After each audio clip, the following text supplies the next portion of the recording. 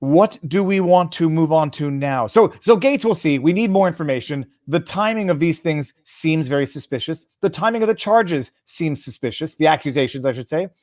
And the evidence of extortion, it's going to be up to everyone out there to interpret what came first, the chicken or the egg, or whether or not this is all part of one scrambled omelet here.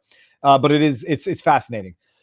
Okay, let's see here. We got some good ones to cover before we finish. The next one that came up, cheerleader goes to SCOTUS. I guess we totally unrelated to the Gates, but it was next in the list. So for anybody who doesn't know, SCOTUS does not want to take up certain lawsuits, certain petitions for CERT, but they've taken up this one, which I think is, in my humble opinion, so much more clear-cut and easier to answer than the one they refused. But that's my personal opinion. The essence of this story, for anybody who doesn't know it, it's a 14-year-old girl who's trying out for the cheerleader team. What happens? She doesn't make it.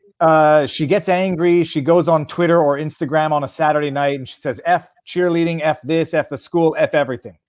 The school catches wind of the Instagram post because another cheerleader on the team shows it to her mother. Her mother happens to be one of the organizers or whatever involved in the cheerleader team, takes it to the school.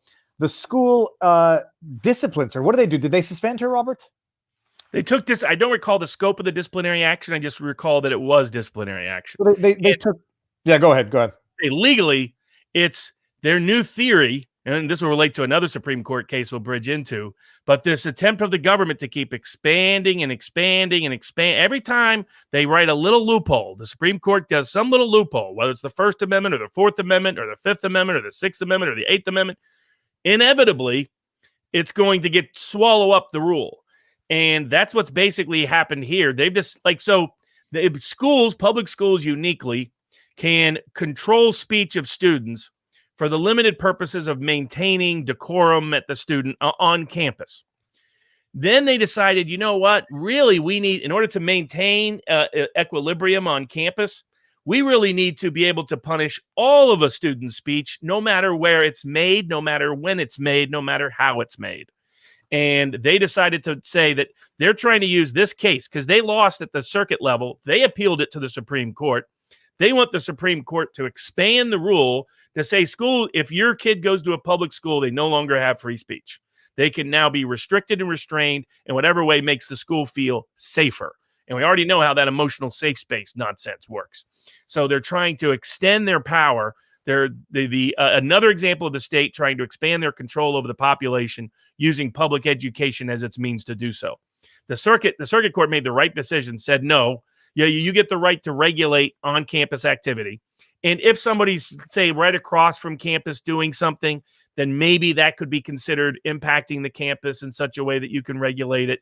But it doesn't mean that every time they're on social media or they're hanging out in their house or they're hanging out at a bar, cafe, or restaurant or wherever else, or church, that suddenly you get to regulate all their speech because, by golly, their speech might be heard later on by the students, which might impact students. No, and so just people appreciate this. The school lost. They didn't go straight to appeal. They didn't go straight to SCOTUS. They went through appeal. So they lost on the first two. They lost at the first two levels, appeal to SCOTUS. And their argument, like Robert said, is that it's disruptive to the school, these expletives that she put on her Instagram page. Now, the girl and her dad and her lawyer did an interview. I don't know where it was. Nate Brody sent it to me. She's very smart and she was very well prepared. And in her interview, she says, "Look, I wasn't wearing school uniform. I wasn't in my cheerleader outfit. This didn't reflect. She didn't say this quite so eloquently. She didn't reflect on the school, but I wasn't in uniform. So this can't be like interfering with school business. This was on my own time." And the school is trying to say, like bullying, like disrupting at school or something that is specifically targeting the school, this can be disruptive. And the lawyer says, this is an expansion that has nothing to do with the school. And this is not what the court, it suggested by way of precedent. And it seems, again, like a clear-cut case that the Supreme Court is going to come down one way on. I don't see how they would overturn the two previous decisions, which were extremely well motivated. But just so everybody appreciates the absurdity of the school's argument, like bullying. Well, first of all, bullying is far more directly involved in the activities of the school. But even then, you still have laws to deal with these things, that if there is some activity among students outside of the school, in theory, there are laws to take care of that already. Things that directly target the school, it's already covered. Things that are done in the school, it's already covered. This was not targeting the school, not in any sort of school attire, not in any identifiable elements, just someone on their social media. And the school says we want to be able to reprimand, which basically means track their social media and do whatever we want if we think that it's not just directly interfering, but offensive and indirectly. It's so over the top. But, I live in Canada where, in theory, you can get arrested for social media posts. So, I mean, how do you see the court coming down? How do you see the split? Because I'd be curious to know, to see if there's going to be a split and to predict on that split. So, I mean, to give an example, in the child sexual abuse cases, the Supreme Court was unanimous. Thomas wrote that opinion, and they reversed the lower court. So when the law is clear, they tend to be unanimous decisions. So I think this will be close to a unanimous decision. I think they took it to overturn other courts that have ruled the other way in other jurisdictions and make clear that just because you have some authority over a person that's in the classroom doesn't mean you get to govern and regulate a person's private life. And that they have to draw that line more clearly than they have before. And I hope they took the case for that purpose. And I believe that will be the resolution.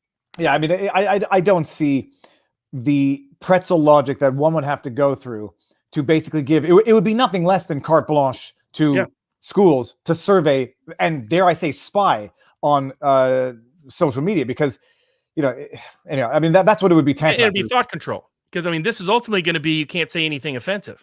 This is going to be, you can't say anything offending. You can't say anything disrupting. So it's going to extend to politics ultimately. And they'll say they're not regulating political speech. They're just regulating offensive or disturbing speech. That's where they're trying to go. We're definitely, I think we're going to go past 2 hours here, but we should give 10 minutes to Artur Pawlowski, which, Robert, I think you saw it, the pastor in Calgary who lost it on 6.